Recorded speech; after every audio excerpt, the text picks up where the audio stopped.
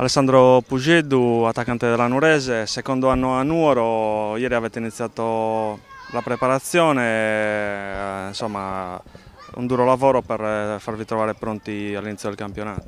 Sì, dopo qualche mese che siamo rimasti fermi abbiamo iniziato ieri e come iniziare è sempre difficile, però ce la stiamo mettendo tutta e adesso aspettiamo l'inizio del campionato.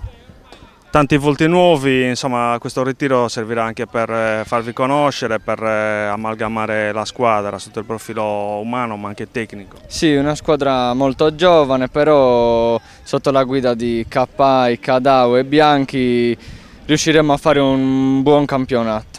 Ritrovate mister Mariotti, confermato, insomma col mister tu hai espresso un ottimo calcio, insomma ti sei trovato molto bene, insomma, la prospettiva quest'anno è quella di fare anche meglio possibilmente.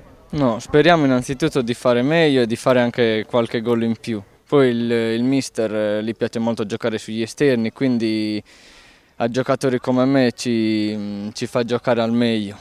Quindi speriamo di fare un buon campionato e niente.